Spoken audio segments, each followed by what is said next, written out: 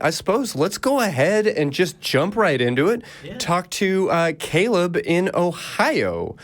Caleb, what you got for us today? Hi. So I know that you guys are. My name is Caleb, by the way, as you guys heard. But I was wondering because I know this is literally the Atheist Experience. So you guys are atheists. I was wondering, so do you believe that not believe, but do you guys think that there's no evidence for God? You know, it comes down to that question of what is evidence. Yeah. I don't like to play word games here. I will absolutely say that if you have some meaningful, emotional experience and you feel like God speaks to you in your heart, I am not going to say that that's not evidence for God. I'm just going to say that that's not good evidence, that that's not scientific evidence. I don't find it particularly compelling. Like, if there is a, paw print in my backyard, is that evidence of a Sasquatch? Possibly, but it's not very good evidence. It's much more likely able to be explained through more rigorous scientific ways. So I hope that answers your question in a sincere way. I'm not going to say that there's no evidence for God. I am going to say that I have never seen evidence that is meaningfully compelling and that stands up to any amount of scientific rigor. Does that work for you, Jamie? Yeah, that's pretty much, that's about what I would say. I'd say is I haven't seen sufficient evidence to persuade me. Otherwise, I wouldn't still be an atheist. And like Christy was alluding to, I think there's things that are consistent with a world with God, like there being a footprint in the backyard is consistent with a Sasquatch leaving it. But if the footprint looks like a squirrel or looks like another creature, before concluding what that left that footprint, I'd want to find the creature. So, for example, when people go, oh, but this person was healed, how can you say it's anything else than God? I don't know why I'm going to faith healing here. Right, you give me a reason to believe, and then I will believe. But I haven't had sufficient reason. I mean, what about? I mean, I know you guys have heard these arguments probably about a bajillion times. That's not even a real number. Lay them on. We're hoping that for a new one, we're hoping to understand it better. Yeah. Yeah. What makes you believe in God? What is your evidence for God, and why does it move you? Why does it compel you to believe that there is an all-powerful God?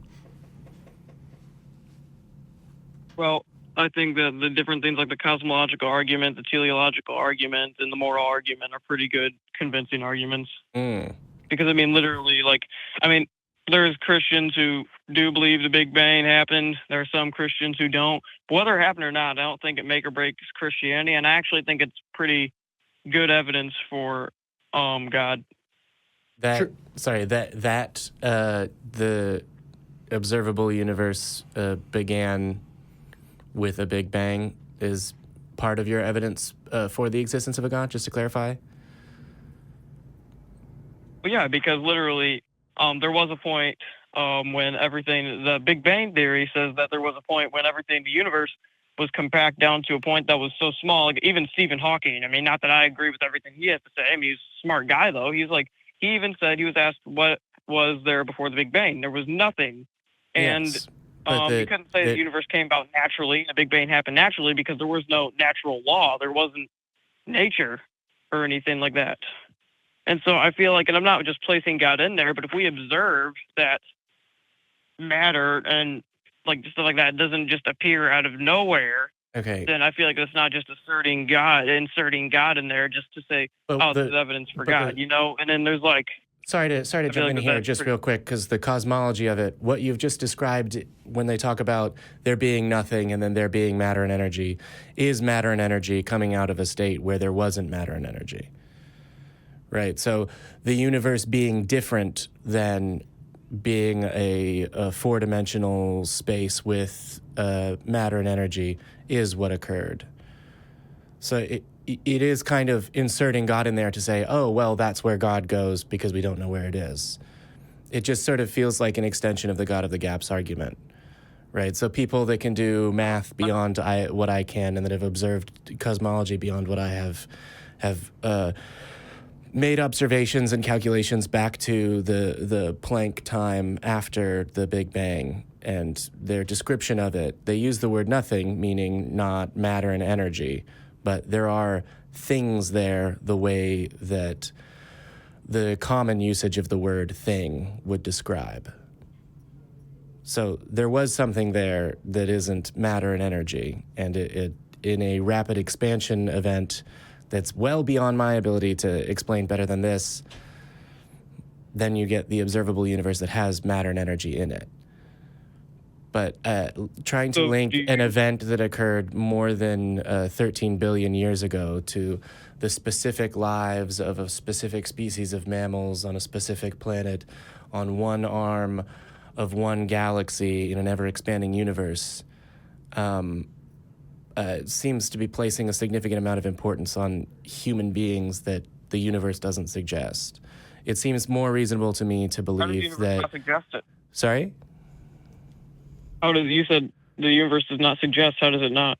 I'm sorry, the universe doesn't suggest that... You talk about human beings and how concentrates on human beings. Literally not at the... Yeah, I don't think that the universe focuses on human beings, given that the vast majority of the universe is inhospitable to human beings, and the vast majority of history has been devoid of human beings, and a majority of the places on Earth are not habitable for human beings. We can't live in the ocean without significant technology. But then again, it's like, well, while I was talking about like the Big Bang and stuff like that, there's some Christians who, like including me, don't believe the universe is old, really. Oh, are you, sorry, are you, you believe the universe is young? Yes. Okay. I just wanted to clarify. I wasn't trying to be snarky with my tone, although that is usually what I do. But yeah, okay, so I think I've now gotten lost on what the point was, but I think you understand where I'm coming from in terms of... Yeah. Well, I was talking about the universe, and I was talking about how I feel like that the universe having a beginning and there being a point where there was like no time, space, or matter, because like Einstein, I'm pretty sure, general relativity says that those things all have to come into existence at the same time. And I was talking about how I feel like that is good evidence for God, considering there's also other arguments like the teleological argument, like the fine-tuning, designing of the universe, and the existence of objective moral values, which is the moral argument. So they kind of like connect to each other. I have a couple. I don't know how well they all connect to each other, and it does feel like we're kind of taking on this smorgasbord rather than really addressing anything that would be particularly compelling. So I'd like to maybe narrow it down a little bit, unless you can give me a little more to try and graph those things together. But Jamie, I feel like you had a point that I interrupted. I was going to say, so the universe having a beginning is consistent with every story that says the universe began, which is true for Hinduism and Islam, and a story about a universe created by a council of pixies. So how can it possibly be evidence for your religion if it's consistent with most religious explanations for the universe, and also explanations for the universe that don't have that? I mean, the Bible also says that rocks exist, and so the existence of rocks is consistent with the Bible, but it's also consistent with geology and Hinduism. So the universe has a beginning isn't compelling evidence for me that one way or the other, really, about the Christian explanation for the beginning of the universe. Well, you mentioned other religions, like that. The existence of other religions doesn't prove anything. No, it doesn't. But no, it doesn't. Sorry, I don't think I didn't make my point clearly. You're right. The existence of another religion doesn't prove or disprove any one religion, but the universe having a beginning is consistent with the stories of Christianity and Islam and Hinduism. And I may be an atheist, but I'm not a religious expert. And there's thousands of religions, and most of them say the universe began. And so is the fact that the universe began, evidence that Hinduism is correct? I won't be able to be on here very long. I know I can't be on here very long. And so just pretty much I'm going to get to the point really quick. So I just wanted to ask, what evidence would it take for you guys to believe that a God exists, or that specifically Christianity is true? And really quick, I was just mentioning also before got cut off that the existence of other religions, just because there's a majority, or there's a vast, not majority, sorry, Oh, just yeah. because there's a vast expanse of religions doesn't mean that one of them couldn't be true. And I was just also asking what kind of evidence you would need to believe God exists. Yeah, it's a good point. I think you got cut off, and I didn't realize you'd gotten cut off, and then I kept talking, which again, that's my usual MO. But what I was trying to say is not that the existence of other religions weakens the claims of Christianity.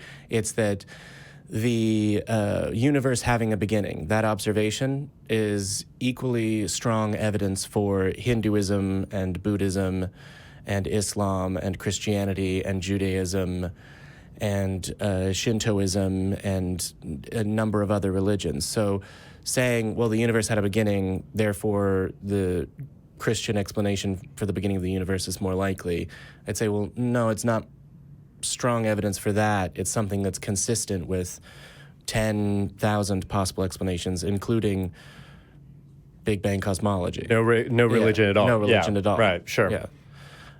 But you were saying, what evidence would it take? It's difficult to pinpoint because the epistemological claims of Christianity are very specific and outlandish. But if Jesus appeared to me here now, would be great. I can't necessarily expect that. But if he did, then the explanations would be there was something going on in my mind, or there really is God. It's a very difficult claim to prove, and that's why so far in my life I haven't heard anyone demonstrate it. Yeah, I'm open to any evidence, and I'll say we get asked this question. I feel like Jamie and I sat here in studio answering this question in the last couple of months. So I am open to anything. I don't want to be narrow about it. I don't want to say, unless this happens, I refuse, because I am open to being convinced. It just keeps not happening. And so, it does depend a little bit on what the claim is. Is the claim that there is a God that exists? Okay, well, how are we defining God? And, if we start to get into a particular religion or whatever else, and we start making these claims about a all-powerful, loving God who is desperate to have a relationship with me and who weeps over the notion of being separated from me for all eternity because I refuse to accept him, then my standard for that God would be, show up. Yeah. Like, come and talk to me. Have a conversation with me. You're all powerful. I know from the Christian Bible that you have no problem hardening people's hearts and preventing them from turning to you. Why not soften mine? I'm available. I've made myself available for much of my life. I was in desperate supplication that God would show up, and I, in many times, convinced myself that he had. And then I started to study psychology, and I started to study hypnosis, and I started to understand a little bit about neurology and the human mind and human experience, and I began to recognize that there are probably simpler, more scientifically rigorous ways of understanding those experiences.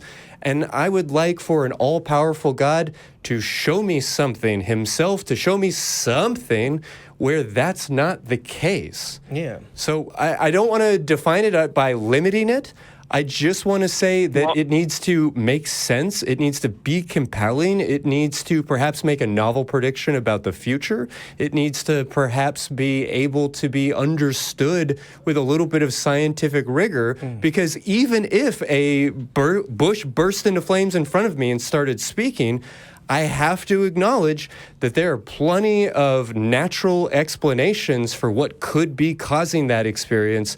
A lot of them have to do with me not being particularly trusting of my own mind. So I would love to believe in God, and if he truly is all-loving and all-powerful, I would have to believe that he's willing to, that he's able to make that happen. The fact that he's not willing to does confuse me. So, ball's in his court, I suppose. You say he's not. You say he's not willing to. But there's there's two things I want to say to you. That is, for one thing, even if, especially from like what you're saying, there could be other reasons why I could be seen what I'd be seen. So it's like even if God did reveal himself, whether that be a dream or show right in front of you right now in 30 seconds during this show.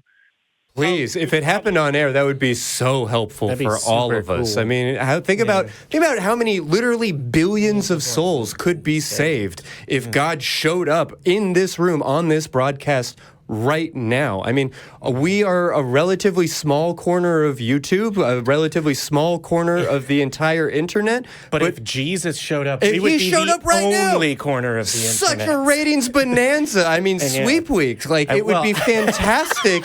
And I swear to you, I would do everything I could. I would like and subscribe. I would share across my social media platforms. Like, I would become an acolyte for that God were he willing to show up. And I'm not trying to be incredulous about it. I appreciate that there are arguments for why God wouldn't want to do that. We don't need to get into all of them here and now. I have to say those arguments are not compelling for me. To me, the most rational reason for why God has not yet interrupted this speech that I'm making is because he doesn't exist.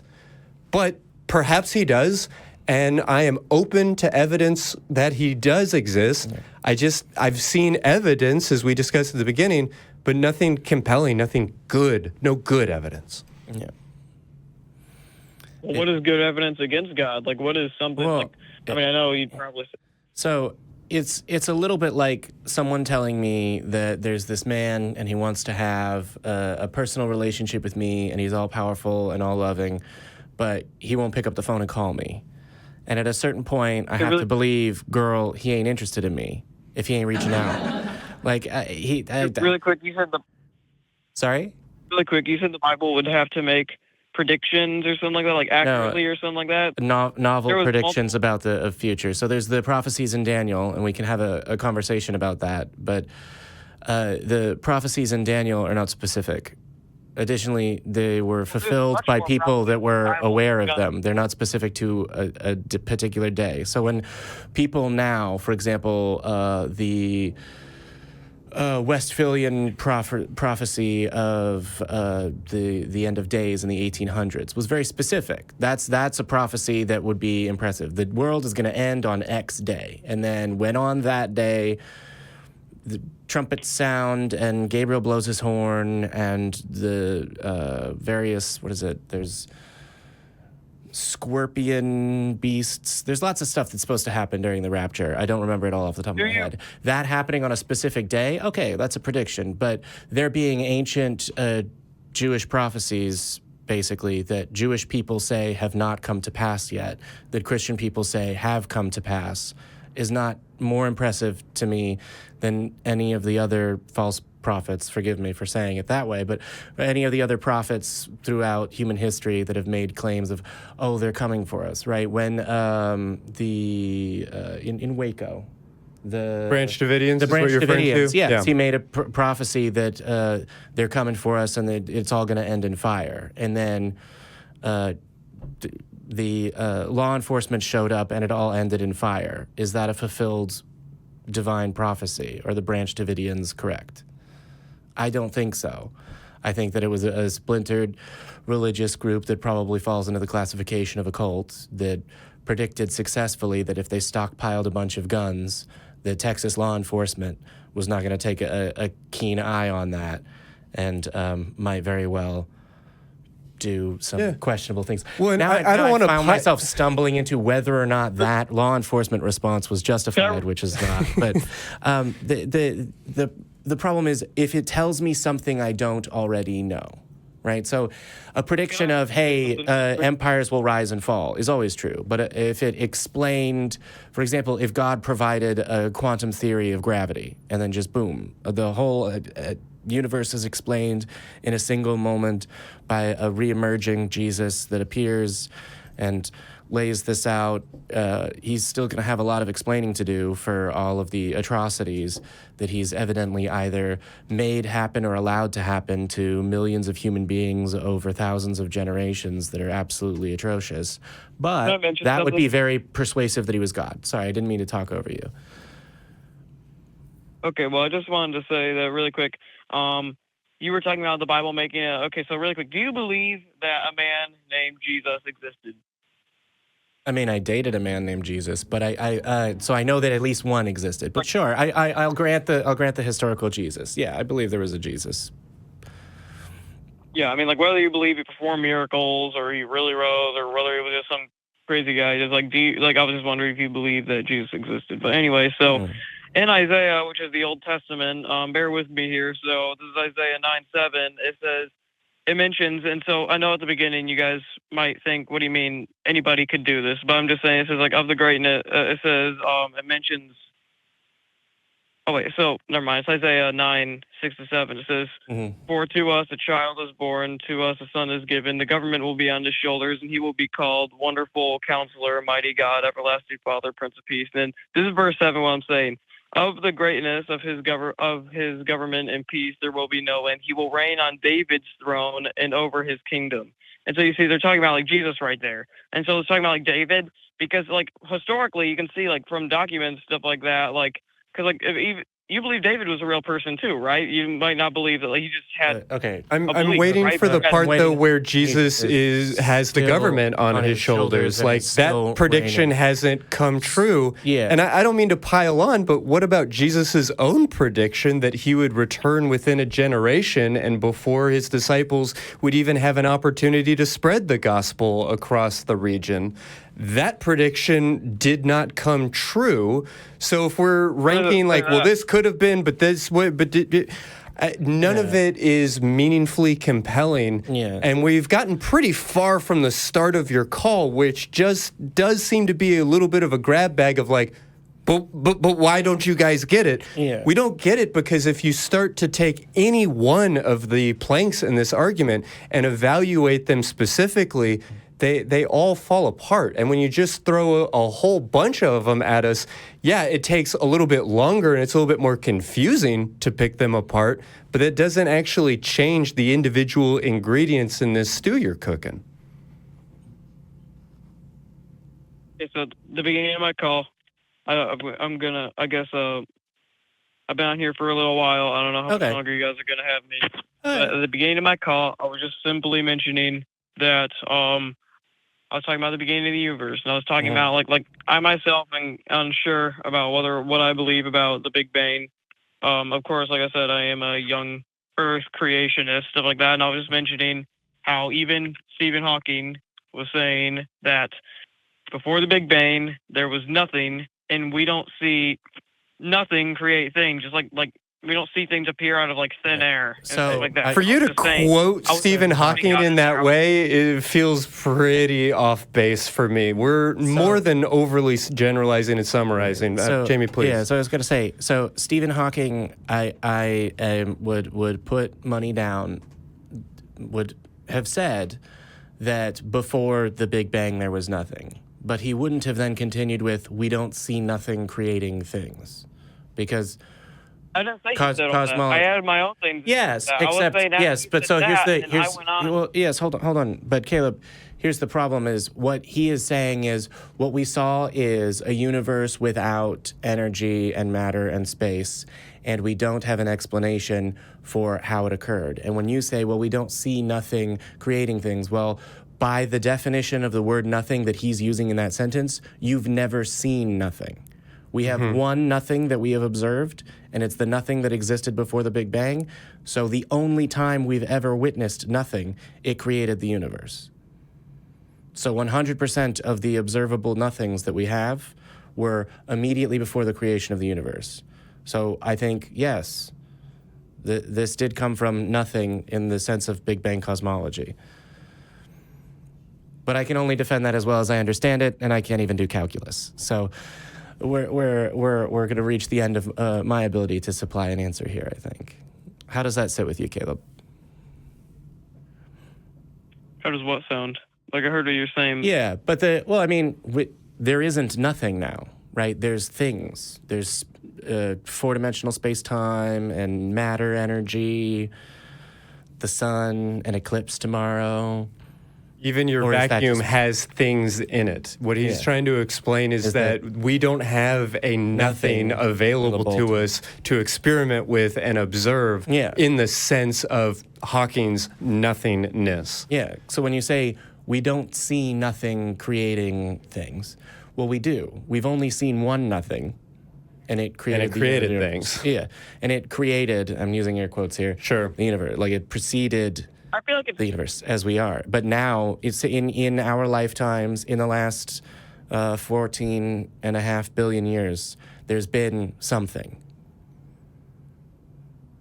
Yeah, well, I'll have to disagree with that part right there. Well, I mean, Yeah, no, sorry, that's fine. The timeline, But I guess what I'd like to ask of you, Caleb, is to pick one. To pick one idea, to not call us and say, well, I think this is compelling, I think this is compelling, I think this is compelling, and then let us pick each one apart in these sort of casual ways that maybe catch you off guard. Like, pick one piece of evidence.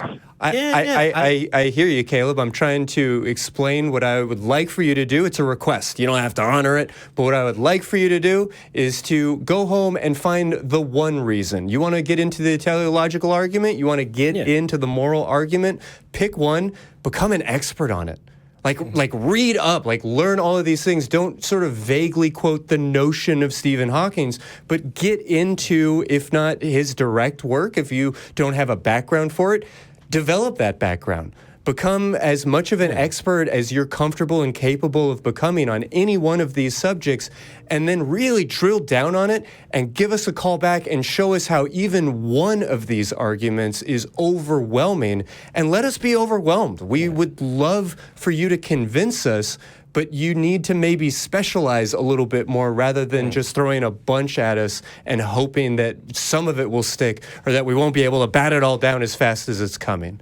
So I think I'm going to wrap it up there, but I really do appreciate you giving us a call. I understand why it's so important to express some of these ideas. I thank you for trying to explore them with us.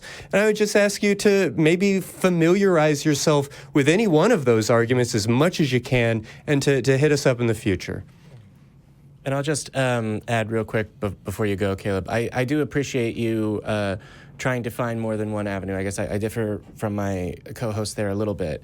I think what he's getting at in terms of the discussion is, can we go further into depth on the one topic or the other topic or the other topic? But I do appreciate you doing some of the legwork to get that on. And I'd be happy to take your call again. All right. All right. Happy Eclipse. Enjoy the rest of your weekend. Thank you so much. Yeah. That is assuming it doesn't all end tomorrow. Yeah, right. Our weekend forever.